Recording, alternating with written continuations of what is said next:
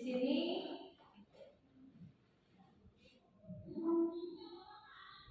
topik yang akan disampaikan dalam eksplorasi konsep ini yang pertama disiplin positif, kemudian nilai-nilai kebajikan universal, kemudian yang kedua ada teori motivasi, hukuman dan penghargaan serta restitusi. Yang ketiga yaitu keyakinan kelas, yang keempat kebutuhan dasar manusia dan dunia berkualitas, yang kelima yaitu restitusi atau posisi kontrol, yang keenam restitusi atau segitiga restitusi. Baik, kita mulai yang pertama ya, itu disiplin positif.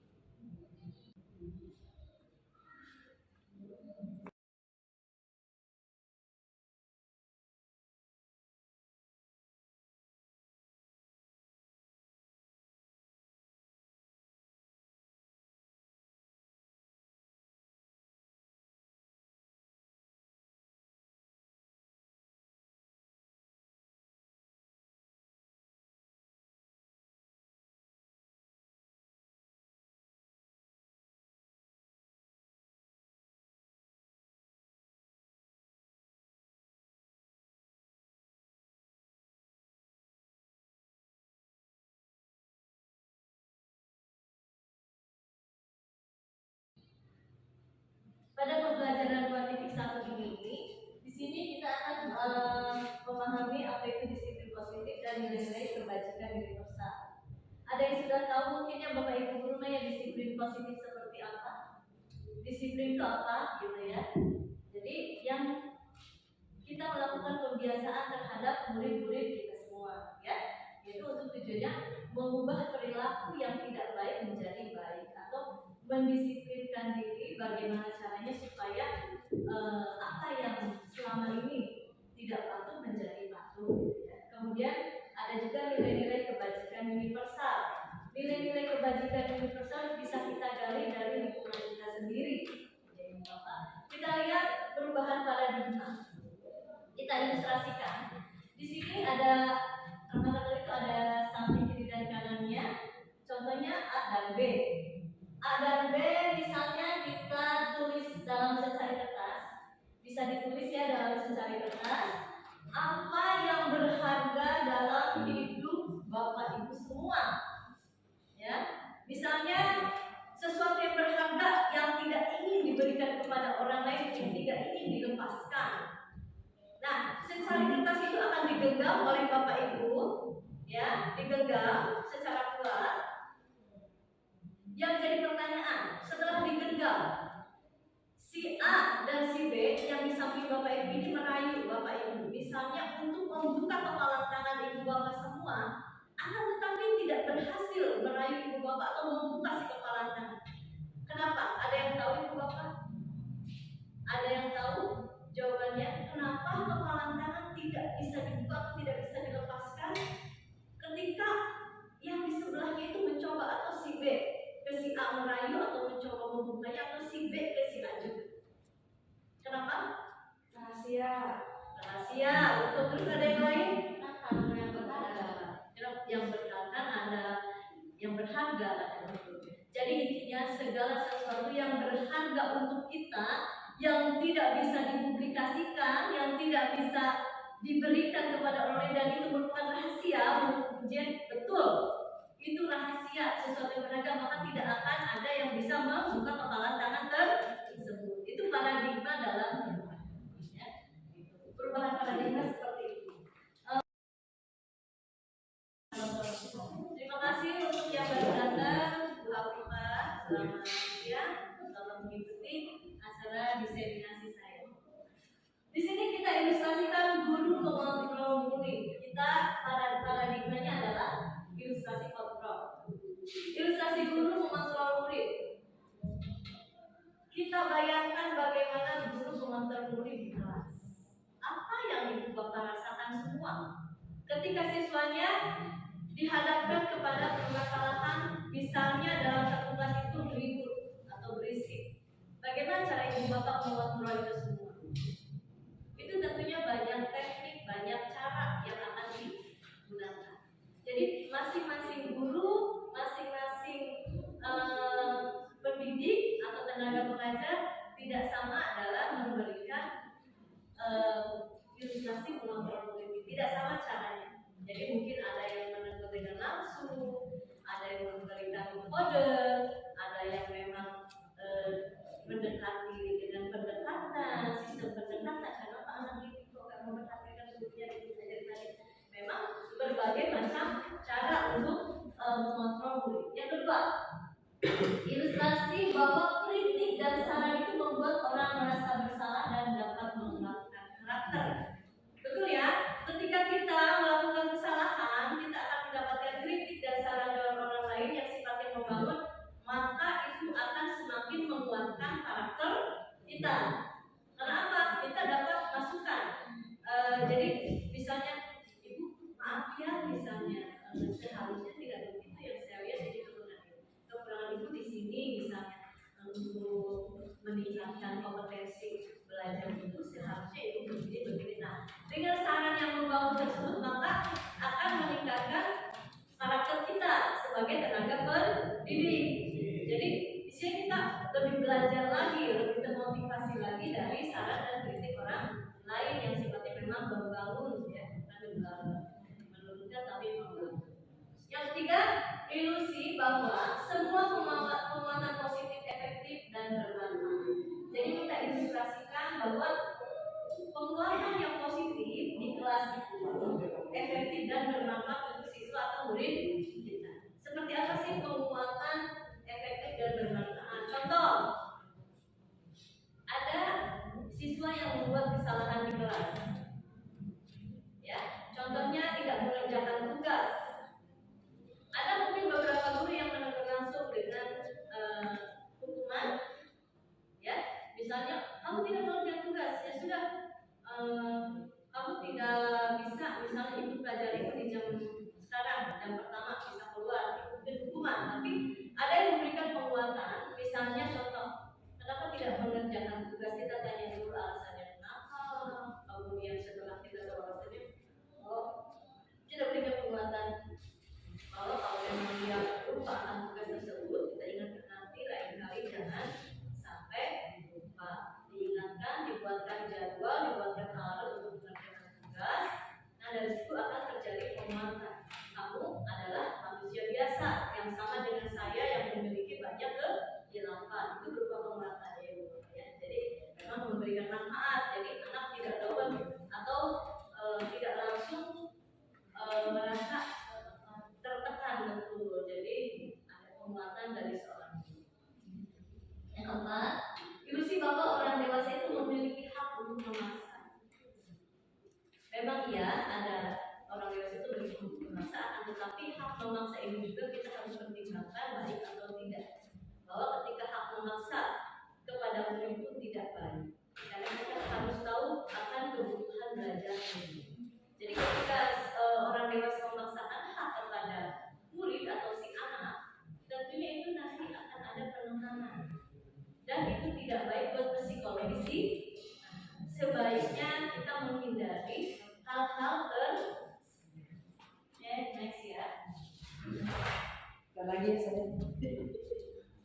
Kemudian tadi kita kan tentang disiplin ya. Makna disiplin ini berasal dari bahasa Latin disiplina ya. Yaitu artinya belajar. Makna asal dari kata ini berkonotasi dengan disiplin diri dari murid-murid Socrates dan Plato. Jadi dari aliran Socrates dan Plato.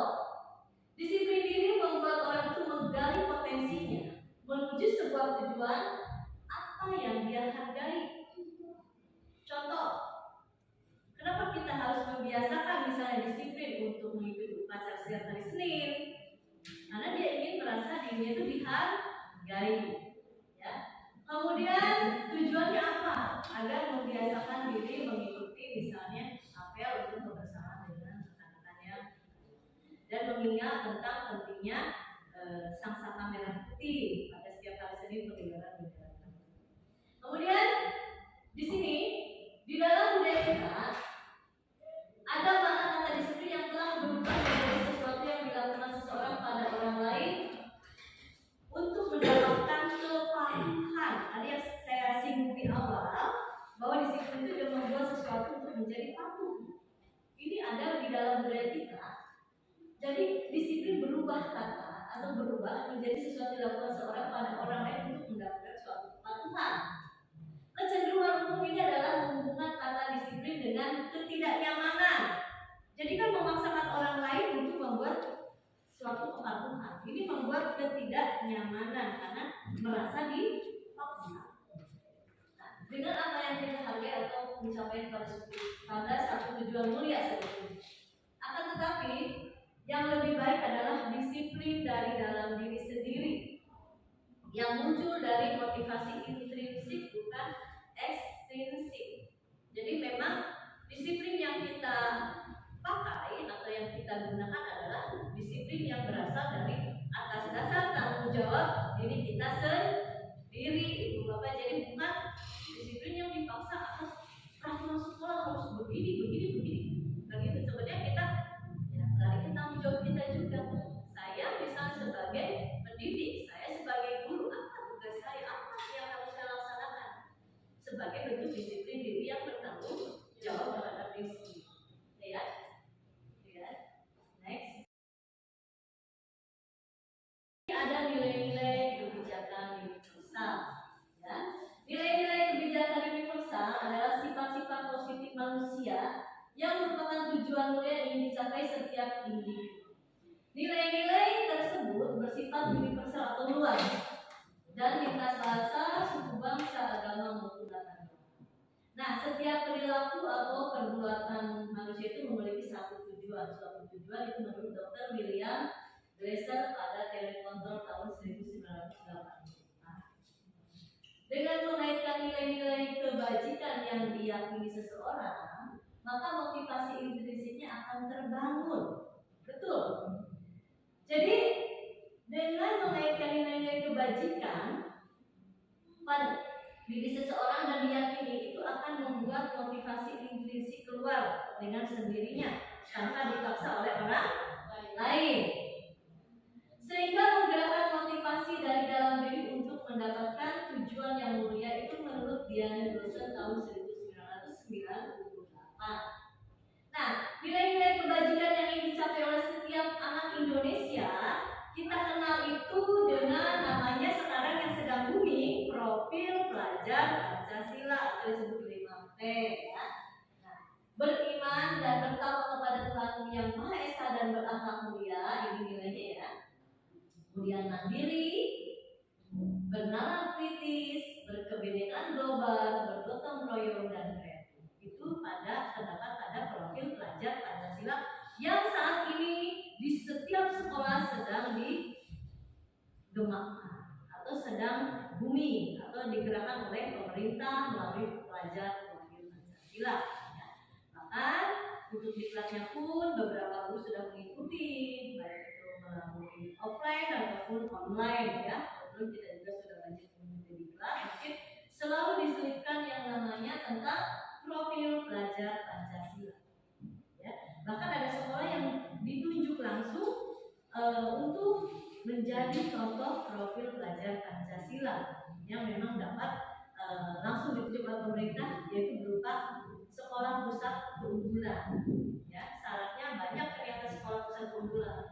Gurunya harus sudah magang, itu kemudian siswanya banyak, misalnya ya, sudah banyak, terus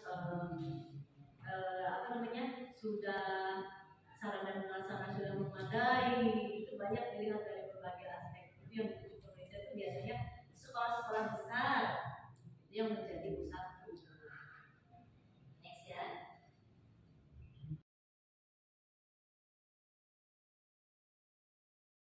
Dan 2.2 ada teori motivasi, hukuman, penghargaan, serta retribusi. Teori motivasi perilaku manusia. Di sini untuk menghindari ketidaknyamanan atau hukuman, ya, karena apa? Di dalam teori motivasi perilaku manusia itu ada hukuman, ada misalnya konsekuensi, ada retribusi. Nah, di dalam ketidaknyamanan ini kita hindari, yaitu berupa hukuman. Itu kalau hukuman dinamakan masuknya ke dalam motivasi eksternal karena dipaksa, bukan dari dalam diri. Hukuman itu kan dipaksakan oleh orang lain, gitu ya. Bersifat motivasi eksternal. Misalnya contoh, saya memakai sepatu kita di sekolah. Karena ini peraturan sekolah diwajibkan, maka saya takut akan peraturan sekolah karena takut kena sanksi. Maka itu adalah hukuman. Jadi kan dipaksakan oleh peraturan, oleh tata tertib yang dibuat sekolah. Itu masuknya ke motivasi eksternal karena takut dengan. Yang kedua, untuk mendapatkan imbalan dari orang lain atau reward, ya, atau dari institusi, itu juga sama termasuk ke dalam motivasi eksternal, bukan di dalam diri. Misalnya saya datang pagi karena ingin dipuji oleh kepala sekolah. Contoh ya, datang pagi nih, saya pagi-pagi ke sekolah karena ingin dipuji, bukan misalnya ada tanggung jawab dalam diri. Itu namanya motivasi eksternal karena ingin mendapat pujian.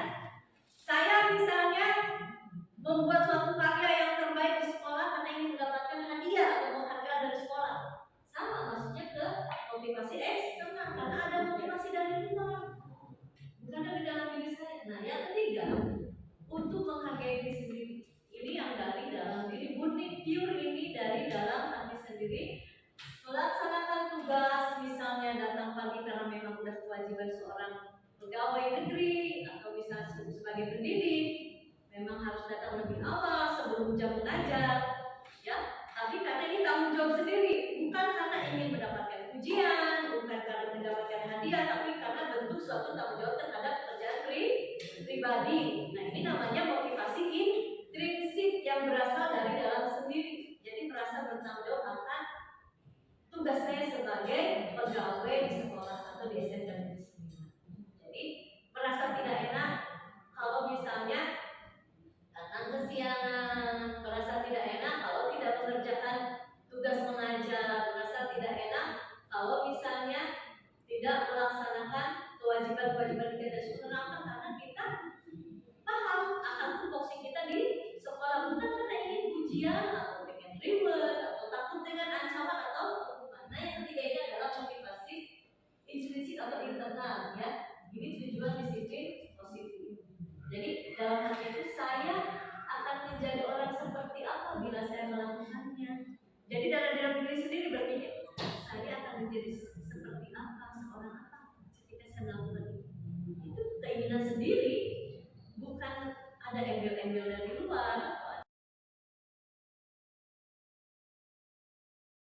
atau benar-benar dibumikan oleh Gus Penggerak ini, oleh PGP Pendidikan Gus Penggerak. Kita berkiblat pada Ki Hajar Dewantara.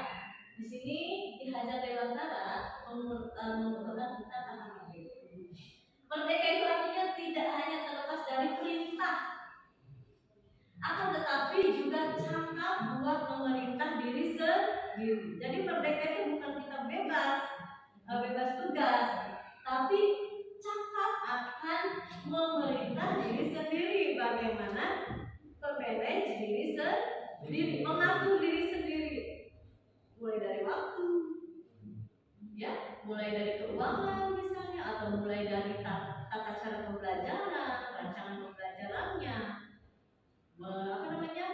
membuat pola KBM di kelas dan lain sebagainya. Ya. Jadi memang ya dibuat untuk memerintah diri sendiri dari dalam hati sendiri. Cakap artinya cinta, ya. Oke. Ada bentuk program kebajikan di sini. Apresiasi. Dalam memberikan apresiasi atau pengakuan perlu diingat beberapa hal yang dilakukan. Yang pertama, kita beri pengakuan secara khusus, ya. Yang kedua, diberikan pengakuan secara pribadi. Yang ketiga, diberi pengakuan kepada semua murid secara bergantian. Yang keempat, diberi pengakuan secara konsisten atau terus-menerus. Konsisten selalu digunakan setiap hari, setiap waktu. Yang terakhir, fokus pada proses, ya, dalam apresiasi dalam satu program kebajikan. Jadi untuk memberikan pengakuan secara khusus itu mungkin bisa lihat kebutuhan belajar murid. Tidak akan sama si A dan si B dalam menerima materi yang kita sampaikan. Apa kebutuhan si A, apa kebutuhan si B? Mungkin si A udah lebih tahu tentang misalnya ya, untuk produk kreatif dia sudah memahami tentang strategi pemasaran produk, tapi si B belum, masih dalam tahap pengenalan produk saja. Nah, kita harus berikan pengetahuan secara khusus. Kamu misalnya sudah bagus ya untuk yang strategi pemasaran produk itu, tapi kamu latihan lagi kepada si B sendiri. Jadi diberikan pengetahuan secara khusus. Yang kedua, secara pribadi kita lihat juga pribadi anak itu apa, kebutuhannya apa. Jadi kita berikan pengetahuan secara pribadi. Kamu sudah baik, sudah betul, tapi ayo kita gali lagi secara khusus. Kemudian diberi pengetahuan pada semua murid secara bergantian. Dalam artian kita bisa menggali pemikiran anak itu melalui pengakuan secara bergantian. Kita lemparkan satu pertanyaan kepada murid, kepada siswa, biar anak tergali motivasinya, membuka wawasannya. Dari situ kita akan melihat. Ya, nah, ketika si anak ada yang bisa menjawab dan tidak, kita bisa melihat. Kita berikan pengakuan secara bergantian melalui apa yang telah kita lakukan dalam sebuah karya. Kemudian beri pengakuan secara konsisten. Dalam artian setiap hari kita perhatikan anak, kita perhatikan juga kebutuhan belajar muridnya, kita berikan pengakuan secara konsisten setiap hari, selalu diingatkan. Ya. Dan yang terakhir adalah fokus pada proses-prosesnya, adalah bahwa anak tidak akan bisa menyelam sendiri, tetap akan membutuhkan bantuan seorang pendidik, seorang tenaga pengajar atau guru, butuh perhatian, butuh pengakuan. Proses tetap berjalan setiap hari, setiap waktu.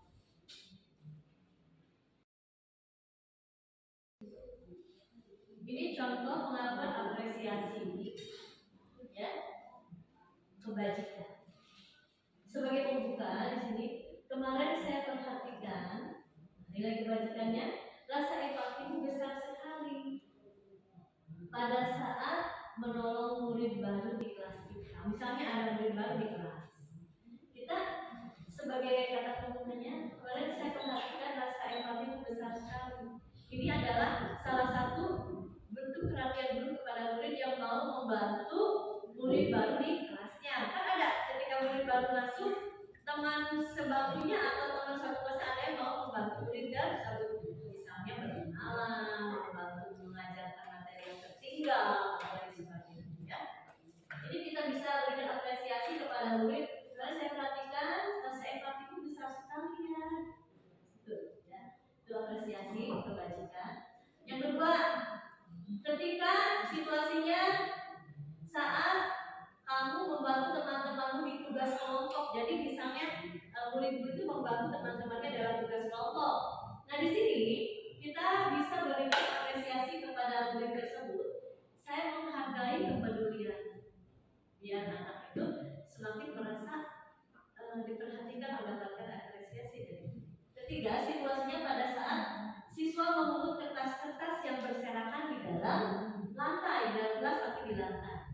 Kita bisa berikan apresiasinya, terima kasih untuk rasa tanggung jawabmu ya nak, ya, kepada siswa tersebut. Jadi apa ya, salah satu apresiasi itu akan meningkatkan motivasi belajar siswa itu sendiri. Dengan diperhatikan, saya yakin siswa akan lebih betah di dalam kelas, akan lebih suka akan pelajaran kita, gitu ya. Jadi lebih termotivasi untuk belajar. Next ya. Ini ada satu contoh tindakan guru ya. Ada tindakan guru yang mencatat 100 kali di dalam buku dengan kalimat. Pernah mungkin kita lakukan semua, benar nggak? Gini, saya tidak akan terlambat lagi karena terlambat ke sekolah. Tulis di buku 100 kali, benar? Pernah ya Ibu Bapak ya? Ya, termasuk saya juga pernah jadi itu sebagai bentuk hukuman atau konsekuensi. Hukuman. Misalnya anak-anak tidak mengerjakan tugas, bisa atau lambat datang ke sekolah, telat misalnya masuk kelas,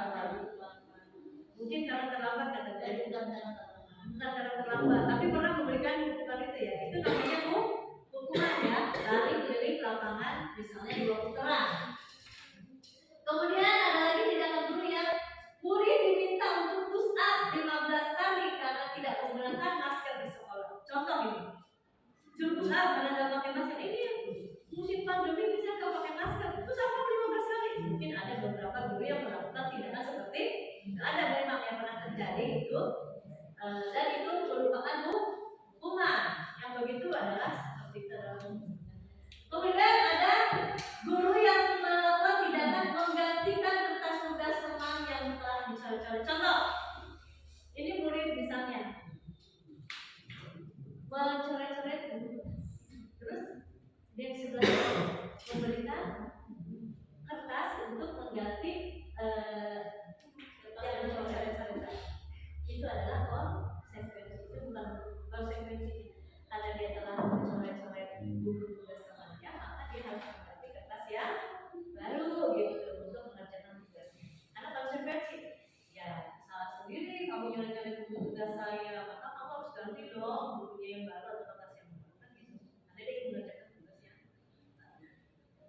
Kemudian membersihkan tumpahan air di meja tulis karena tersenggol pada saat belajar. Contoh ya, saya lewat di jatuh, jatuh kan, tumpah kan, saya ambil tisu, saya ulang, maaf ya, ini konsekuensi kan, bukan hukuman.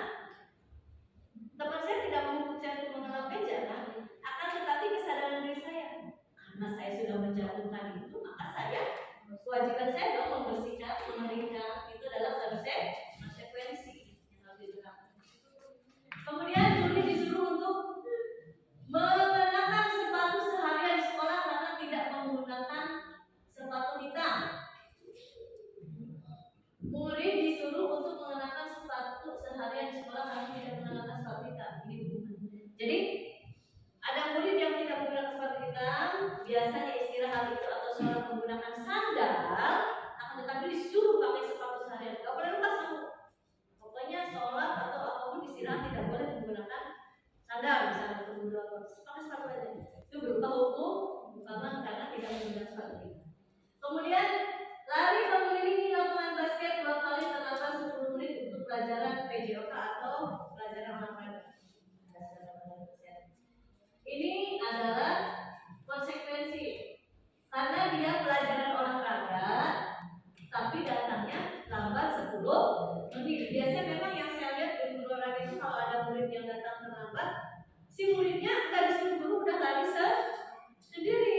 Karena kenapa? Memang kebiasaan olahraga itu dimulai dengan lari kecil menuju lapangan. Ketika dia datang terlambat, maka dia harus lari lebih lama. Itu adalah konsekuensi, ya, bukan hukuman. Akan tetapi itu konsekuensi karena memang peraturan olahraga itu lari dulu sebelum berolahraga. Next ya, udah tahu ya.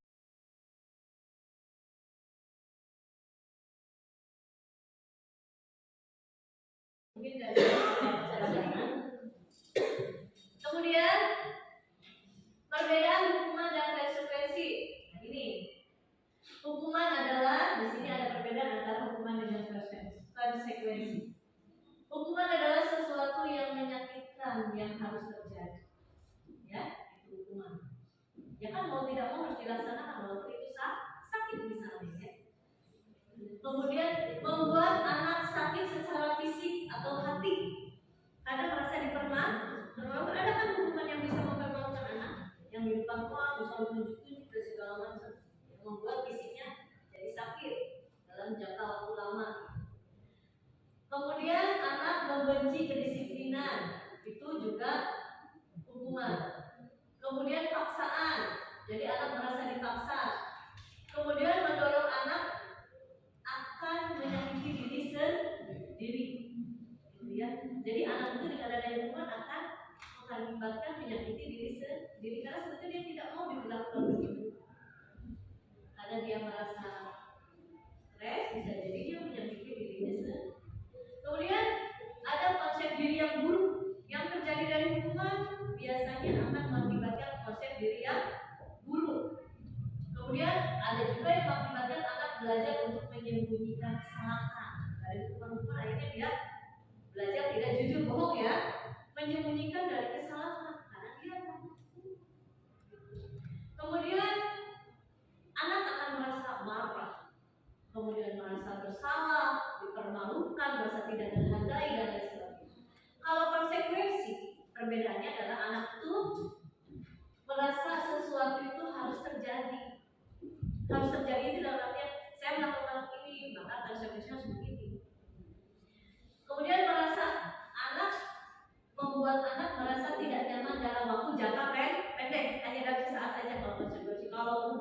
berapa lama biasanya akan selalu terbayang di benak murid-murid itu.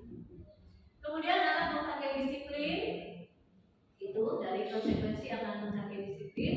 Kemudian ada stimulus atau tanggapan.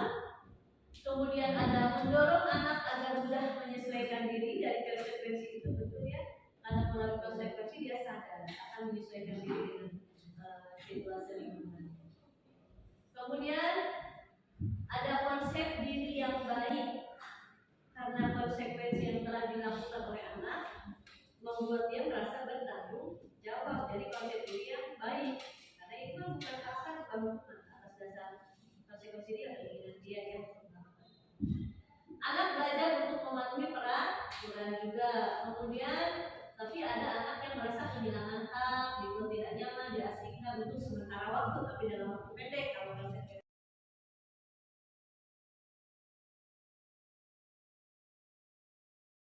restitusi, Bapak Ibu yang sudah tahu restitusi itu apa?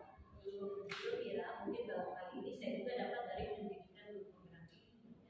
Restitusi itu adalah proses menciptakan kondisi bagi murid untuk memperbaiki kesalahan mereka. Jadi mengarahkan, bukan menghukum, bukan konsekuensi, tapi lebih kepada memperbaiki kesalahan mereka, mengarahkan sehingga mereka bisa kembali pada kelompok mereka dengan karakter yang lebih kuat lagi. Dan restitusi juga merupakan proses kolaboratif yang mengajarkan murid untuk mencari solusi untuk masalah mereka dan membantu murid berpikir tentang orang seperti apa yang mereka inginkan atau menjadi tujuan mulianya dan bagaimana mereka harus memperlakukan orang lain. Itu menurut dosen tahun 2000. Itu restitusi yang lebih ke arah perbaikan atau memperbaiki kesalahan. Ada ciri-ciri restitusi di sini. Kita lihat 9 ciri-cirinya. Pertama, dia bukan untuk menebus kesalahan, akan tetapi untuk belajar dari kesalahannya. Ya, belajar dari kesalahan. Yang kedua, memperbaiki hubungan. Dari kesalahan dia ingin memperbaiki suatu hubungan. Yang ketiga, bentuknya tawaran, bukan paksaan. Kalau tawaran dari dulu juga tawaran, bukan memperbaiki kesalahan, bukan suatu paksaan. Yang keempat, restitusi lebih menuntun untuk melihat ke dalam diri, ke motivasi intrinsik. Kemudian restitusi mencari kebutuhan dasar yang mendasari tindakan. Kemudian restitusi diri adalah cara yang paling baik di dalam proses pembelajaran. Kemudian yang ketujuh, restitusi fokus pada karakter, bukan tindakan. Yang diperbaiki adalah karakter siswa atau murid, bukan tindakan. Kemudian yang kedelapan, restitusi itu fokus pada solusi atau penyelesaian masalah, pemecah masalah, bukan pada hukumannya, tapi penyelesaian masalah solusinya. Kemudian restitusi mengembalikan murid yang berbuat salah kepada kelompoknya. Jadi tidak diberi, misalkan murid dikucilkan, tidak merasa dipermalukan, tapi anak itu diperbaiki sehingga mereka bisa kembali percaya diri, bergabung dengan kelompok atau kembali kepada teman-teman di kelas.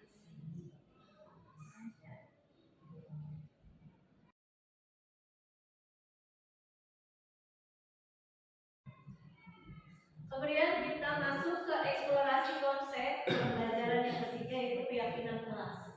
Ibu bapak udah tahu keyakinan kelas itu apa? Ini contoh saya di kelas yang membuat keyakinan kelas dengan kelas 12 BDP atau pemasaran. Ya, itu saya terapkan di kelas sebelum belajar. Saya buat keyakinan dulu. Jadi keyakinan itu saya buat dengan siswa setiap akan memulai pembelajaran. Apakah setuju misalnya dalam pembelajaran ketika telat 5 menit, misalnya anak wajib menghapus papan tulis yang datang terlambat, gitu ya, kalau menjelaskan. Kemudian yang kedua, tidak boleh berisik pada saat jam pelajaran. Kemudian juga buat keyakinan ke toilet ketika sedang proses KBM. Nah itu kita tentukan bersama dengan murid. Kita buat kesepakatan kelas atau berdua melalui keyakinan kelas yang di. Nah, mengapa sih harus keyakinan kelas? Mengapa tidak peraturan saja? Mengapa harus keyakinan? Kita lihat, mengapa kita memiliki peraturan harus menggunakan helm bila mengendarai kendaraan roda 2? Mungkin ibu bapak sudah tahu ya. Kenapa sih kita kalau menggunakan motor atau roda 2 harus pakai helm? Karena untuk keselamatan keamanan. Kemudian yang kedua, mengapa kita memiliki peraturan 3M? Menggunakan masker, mencuci tangan, dan menjaga jarak 1,5 meter.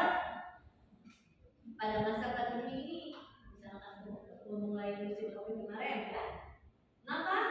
Karena untuk keselamatan kita semua lah, kesehatan dan keselamatan kita. Kemudian, mengapa kita memiliki peraturan harus datang tepat waktu pada saat mengikuti pelatihan? Kenapa? Karena tidak ingin tertinggal materi. Apa yang disampaikan kalau kita tidak tepat waktu tertinggal. Yang lebih kan kita Kemudian untuk mendukung motivasi intrinsik atau motivasi dari dalam diri sendiri, kembali ke nilai-nilai atau keyakinan-keyakinan lebih menggerakkan seseorang dibandingkan mengikuti serangkaian. Nah, lihat lagi.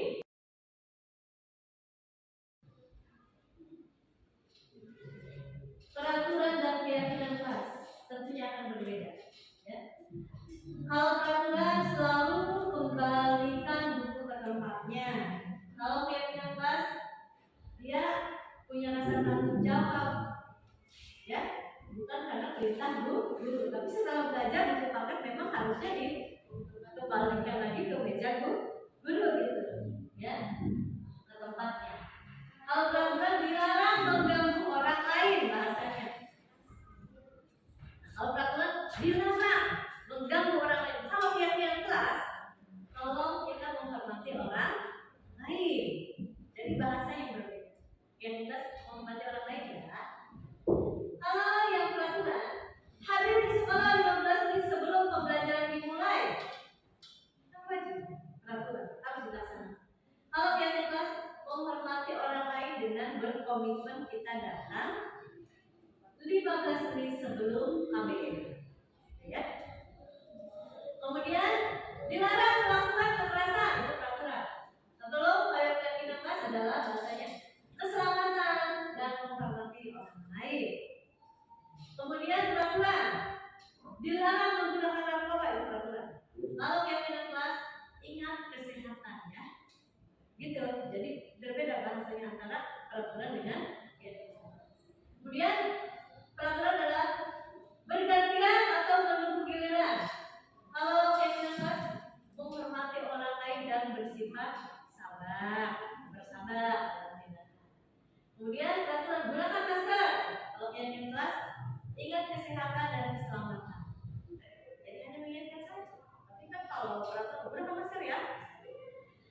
Kemudian peraturan terakhir, jangan berlari di kelas atau koridor. Kalau yang kelas ingat keselamatan dan keamanan. Jadi memang berbeda antara peraturan dengan keyakinan. Saya juga setelah mendapatkan pendidikan di program ini, mulai membiasakan diri membuat keyakinan kelas sebelum belajar. Kenapa? Ya anak tahu dong konsekuensinya setelah ada keyakinan. Apa ya keyakinan kelas kita? Oh iya Bu, nggak boleh berisik ya Bu sebelum Ibu selesai menjelaskan. Oh iya Bu, kita nggak boleh keluar sebelum diizinkan. Kan mereka akhirnya sepakat kan dengan kesepakatan yang dibuat di awal. Jadi mereka ketika melanggar tahu konsekuensi. Oh ini salah, apa yang harus diperbaiki.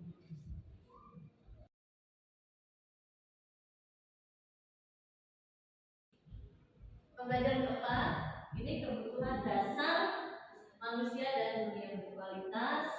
Ada pembelajaran keempat ini kita lihat bahwa memang manusia itu punya kebutuhan dasar ya. Ada 4 di sini. Kebutuhan kasih sayang dan rasa diterima. Betul.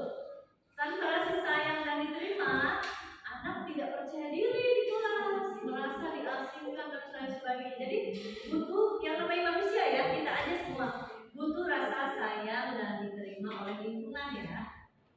di masyarakat. Yang kedua, kesenangan. Apa yang membuat kita senang? Misalnya kita senang dengan suasana lingkungan belajar yang bersih, nyaman, aman.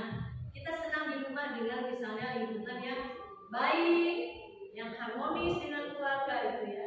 Kemudian ada kebebasan. Kebebasan itu diberikan kepada murid juga, bagaimana mereka bisa bereksplorasi sendiri. Kita juga di rumah kepada anak juga sama, berikan kebebasan mereka dalam menentukan pilihan. Ingin misalnya makan apa hari ini, ingin belajar seperti apa, kemudian mulai belajar di rumah seperti apa yang diharapkan. Sama dengan murid kita di kelas juga sama, berikan kebebasan. Anak maunya belajar seperti apa, Bu? Ayo Bu, kita buat tempat duduknya Bu, kan kita belajarnya berkelompok nih Bu. Saya mah kalau kelas silakan. Mau disatukan bangkunya silakan, mau bergabung pasukan silakan. Kalau misalnya Bu, saya lebih senang praktek di bawah yang namanya Bu ya, kalau di meja nggak cukup di bawah silakan. Ayo buat formasi, berikan kebebasan terhadap anak. Karena apa? Membuat anak senang, membuat anak merasa termotivasi, lebih semangat lagi dalam belajar. Berikan kebebasan. Terakhir adalah kita sebagai manusia butuh penguasaan, penghargaan. Ya, butuh penguasaan atau penghargaan. Di sini kita penghargaan dari teman, sejawat, dari pimpinan, dari guru juga, guru itu dari guru. Jadi penguasaan di dalam kelas itu setelah mereka bisa menguasai kelas, bisa menguasai proses-proses pembelajaran, maka mereka butuh yang namanya dihargai atau penghargaan diri, atau ada namanya aktualisasi diri.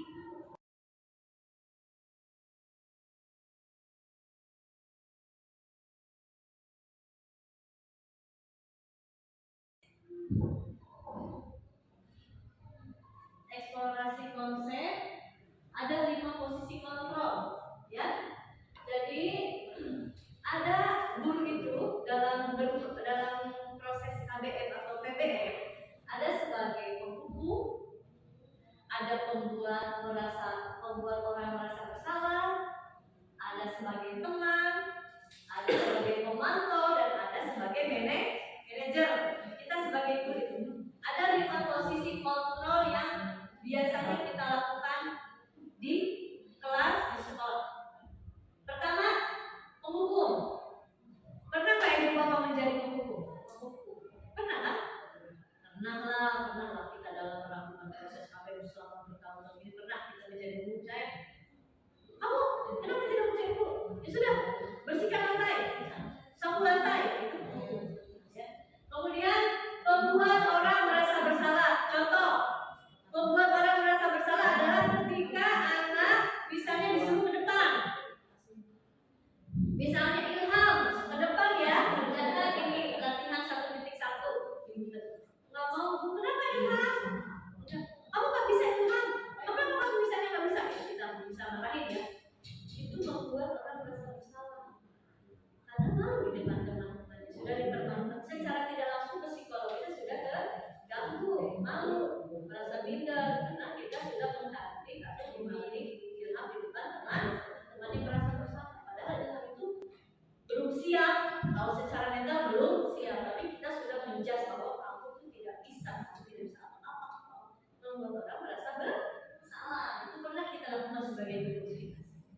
Kemudian sebagai teman, ini yang baik, tapi jangan terlalu menjadi teman juga. Kadang-kadang ketika kita menjadi teman bagi murid tidak ada yang salah paham atau disalahartikan. Jadi akhirnya anak jadi semena-mena terhadap kita. Jangan. Kita boleh menjadi teman, tapi ada batas-batasnya. Contoh menjadi teman adalah ketika anak tidak mengerti, kita datangin satu-satu ke mejanya.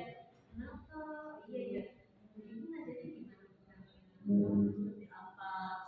Kita datangin terus. Jadi kita seolah-olah ingin tahu apa yang mereka butuhkan gitu dalam proses pembelajaran itu, ya. Tapi ingat tetap ada batasannya antara murid dengan guru, karena walaupun kita sebagai teman tetap ada batasannya, karena itu akan terkontrol juga ketika kita tidak menggunakan batasan. Kemudian sebagai pemantau, ada memang guru yang hanya memantau saja. Jadi guru hanya melihat, oh si A ini begini, si B ini begini, terus dia menggunakan penilaian sendiri. Oh si A itu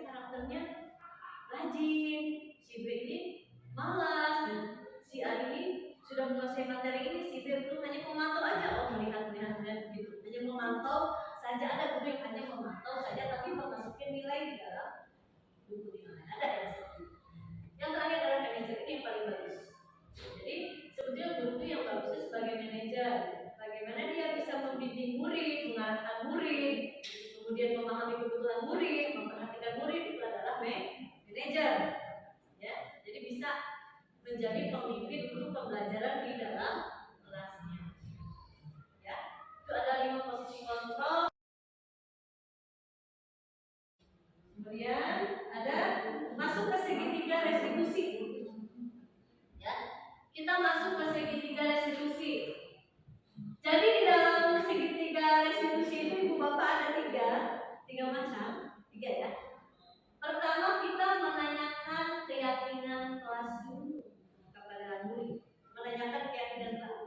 Bagaimana sih kesepakatan yang kita buat, keyakinan kelas kita ini seperti apa? Jadi anak-anak sudah.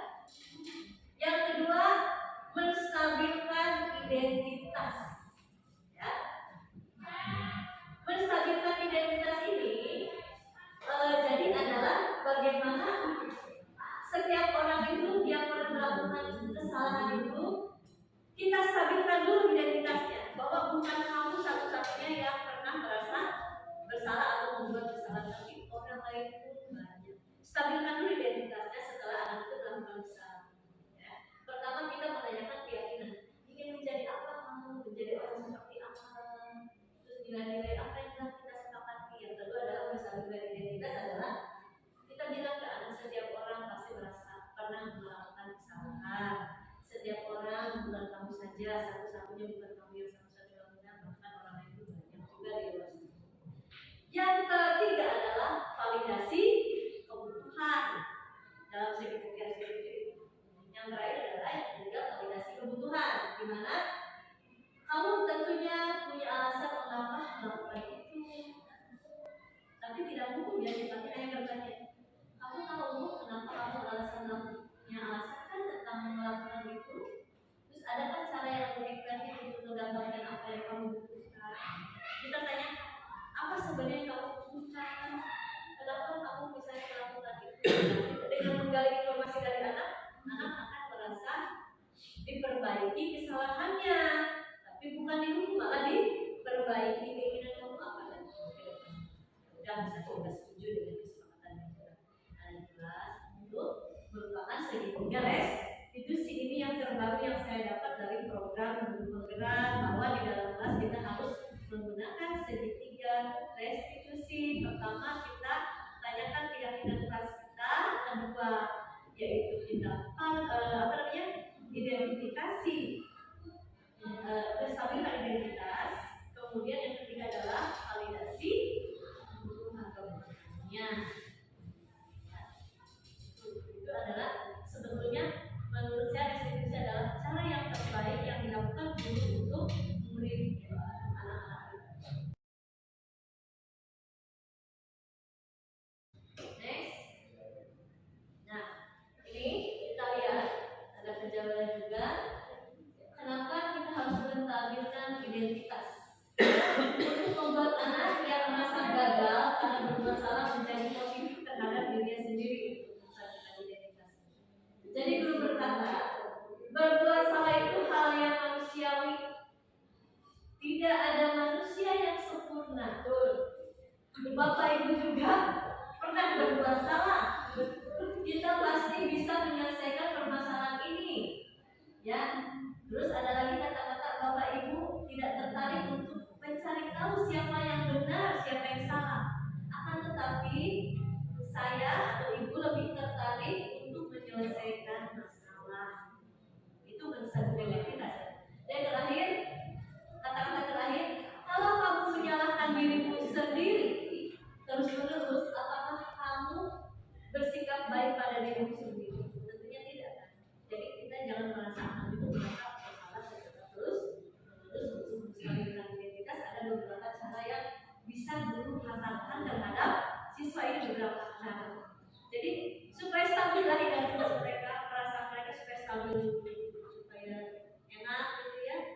Jadi kita ada beberapa cara untuk berkata atau mengeluarkan kalimat-kalimat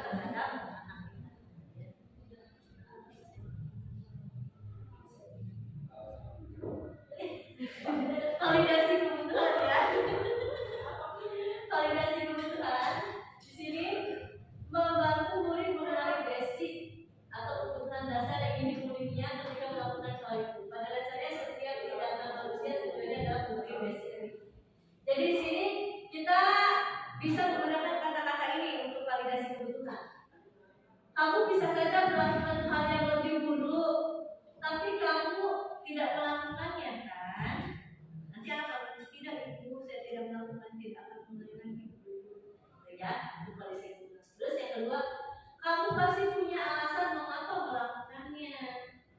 Ya, itu yang kedua. Yang ketiga, apa yang penting bagi kamu? Kemudian yang keempat, kamu boleh tetap berusaha menjaga sikap itu, tapi tambahkan sikap yang lain yang baik.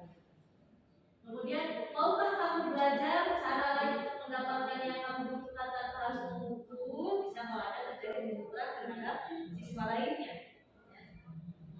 Kemudian terakhir, apakah kamu bisa melakukan dengan lebih baik besok lagi? Tanyakan. Itu melalui validasi kebutuhan. Oke, terima kasih rekan-rekan saya semuanya, Bapak Ibu guru.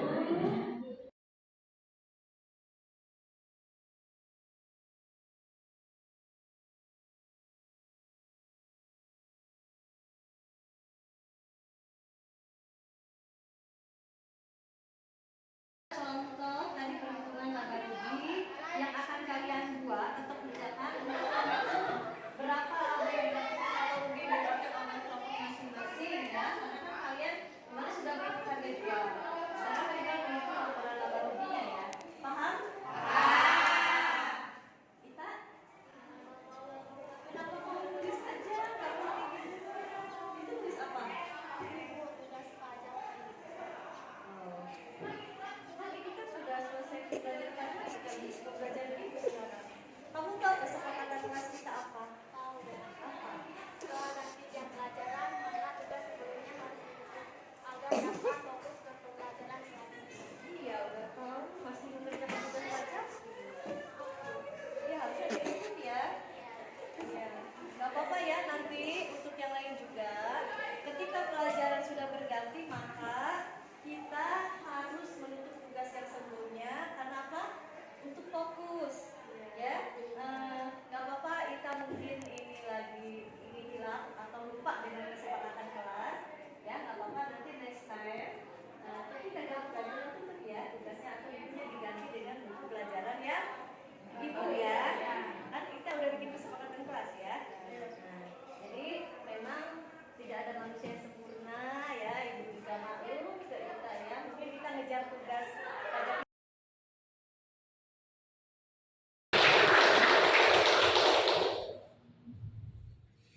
Baik, terima kasih kami ucapkan kepada materi kita di siang hari ini, Ibu Mas DPR yang sudah memaparkan materi elaborasi pemahaman tentang budaya positif. Untuk itu, di sini saya akan memberikan kesempatan kepada Bapak dan Ibu untuk memberikan pertanyaan atas materi yang telah disampaikan oleh Ibu Imas. Mungkin kalau mengingat waktu, saya akan berikan kesempatan di sebelah kanan saya satu atau di sebelah kiri saya satu. Silakan kepada untuk yang sebelah kanan saya, mungkin Ibu siapa atau Bapak yang mau bertanya, silakan. Mungkin satu pertanyaan saja dari dua penanya, jadi ada dua pertanyaan. Dan untuk sistemnya nanti langsung jawab aja ya Bu Mas. Jadi nanti saya persilakan kepada Bapak dan Ibu yang mewakili di sebelah kanan saya satu orang, satu pertanyaan, dan juga di sebelah kiri satu pertanyaan, kemudian lalu Ibu Mas langsung dijawab. Siapa? Oh boleh. Silakan Ibu Jen. Sini aja ya, nggak usah berdiri. Boleh. Tadi sudah dipaparkan ya mengenai kedisiplinan atau mengenai budaya positif dari sekolah.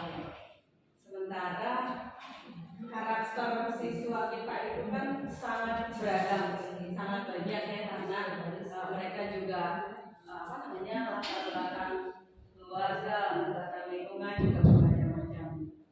Nah, bagaimana cara kita sebagai guru atau sebagai pendidik untuk menumbuhkan disiplin atau menumbuhkan perilaku positif pada siswa itu dengan karakter siswa yang beragam, supaya tentu kegiatan belajar mengajar menjadi kondusif dan tujuan pembelajarannya bisa tercapai dengan baik.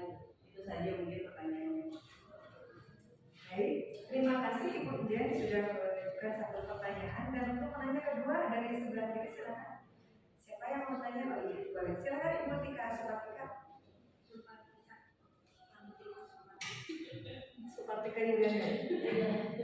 Baik, bismillahirrahmanirrahim. Assalamualaikum warahmatullahi wabarakatuh. Waalaikumsalam warahmatullahi wabarakatuh. Pertama-tama saya ucapkan terima kasih kepada Ibu Mas Yati yang sudah memberikan pencerahan kepada kami semua tentang bagaimana caranya kita menjadi guru dan baik dalam mengelola kelas.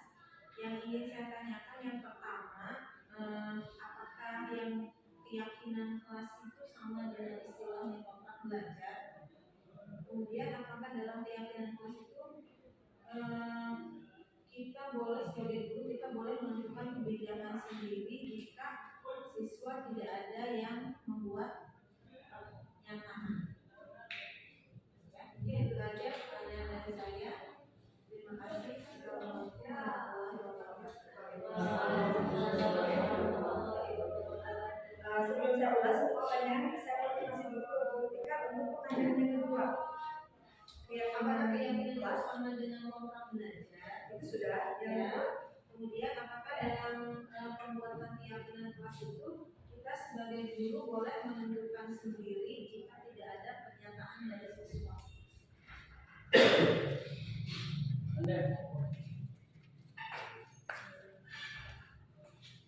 Baik, terima kasih. Ada dua pertanyaan dari Ibu dan juga Ibu Supatika. Mudah-mudahan ini kalau ada suatu keluhan dari penetapan saya memang perlu diklarifikasi ya kepada dua penanya. Yang pertama, Ibu dan Zainab menanyakan kita di sekolah diharapkan menerapkan budaya positif. Namun karena di sekolah kita itu banyak sekali karakter yang beragam, bagaimana cara kita bisa menumbuhkan agar siswa itu mau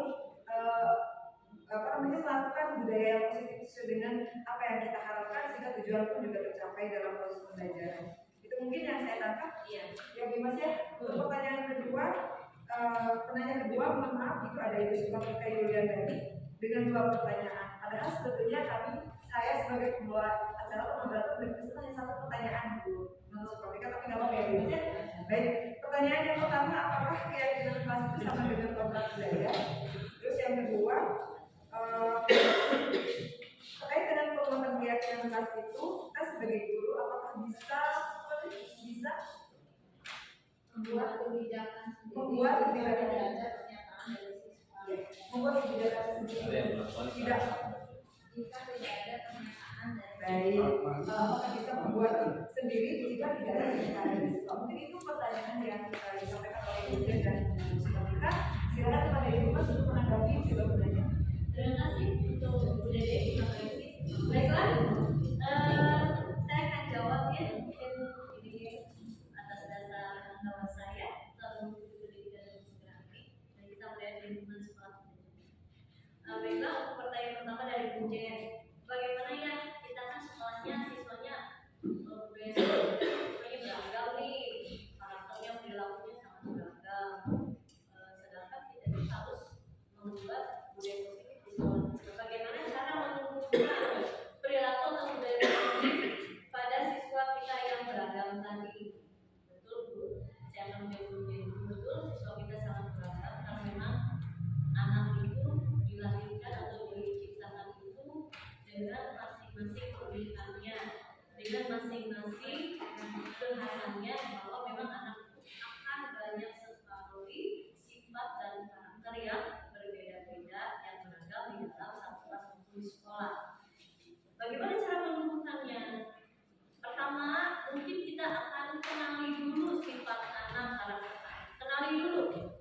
Dengan masuk ke kelas, kita belajar mengenali anak kita. Masing-masing anak tentunya beda potensi, beda keunikan, beda pemahamannya juga. Kita kenali perilaku mereka, karakter mereka. Dengan melalui pendekatan itu, pendekatan di dalam kelas, maka kita akan lebih mudah untuk menunjukkan budaya positif. Ya contohnya budaya positif tadi, kita terapkan yang namanya keyakinan kelas. Ya, kita buat kesepakatan bersama keyakinan kelas untuk apa? Untuk memudahkan mencapai suatu kesepakatan tujuan kuliah di dalam suatu pembelajaran.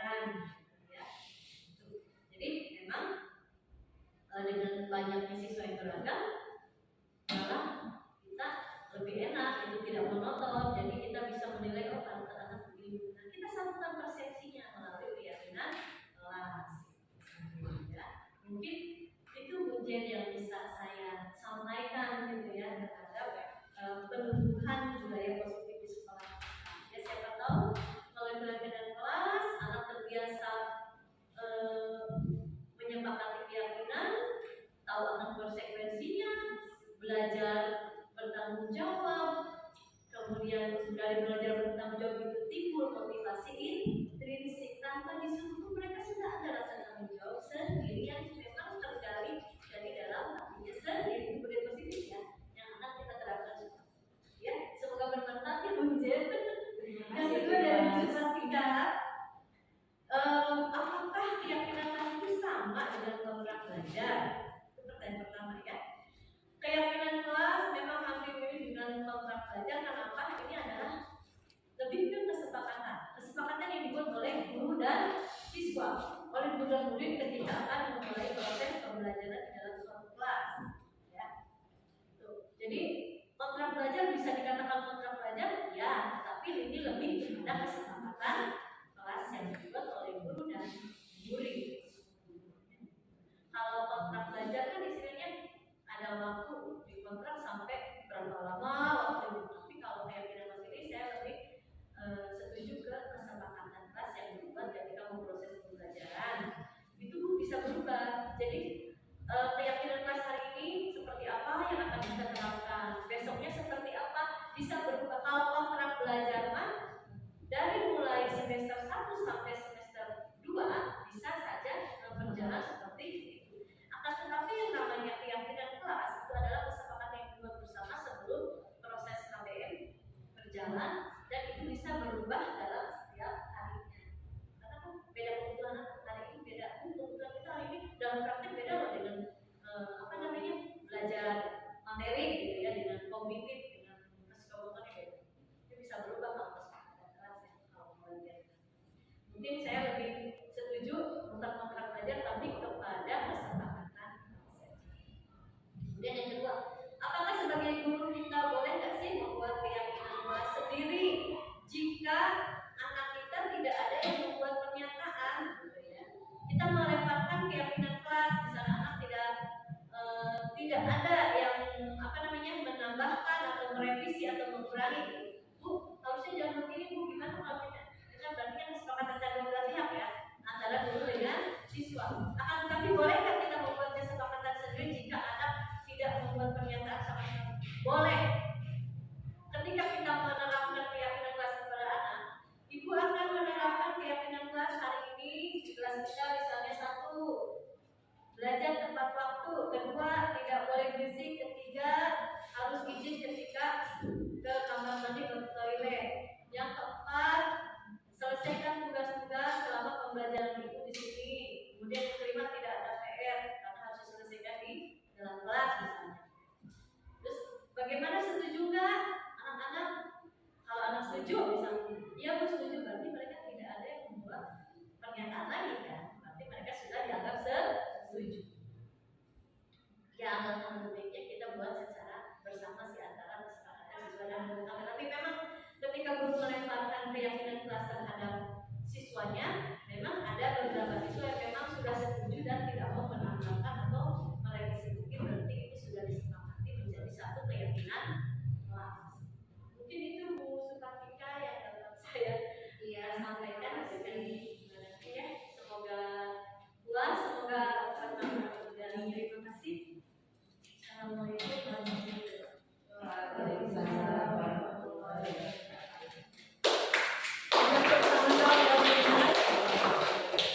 Oke, Bapak Ibu yang kami hormati, bapaknya sudah tidak ada 1. Terima kasih untuk kebersamaan di siang hari ini.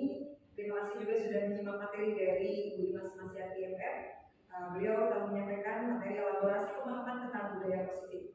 Mudah-mudahan kita bisa mengimplementasikan dalam kegiatan kita sehari-hari di kelas, karena ini sangat bermanfaat untuk kita semua, sehingga kita tidak melakukan kebiasaan-kebiasaan mungkin yang menurut anak sudah merupakan suatu sanksi yang sehingga mereka menjadi tidak mau berubah. Tapi disinilah kita bangun sebuah keyakinan kelas sehingga mereka mau mengikuti apa yang kita sepakati bersama di dalam kelas, sehingga budaya akan terbentuk secara positif, sehingga profil pelajar Pancasila pun juga berjalan dengan lancar dalam proses pembelajaran. Mungkin itu saja, saya mohon maaf.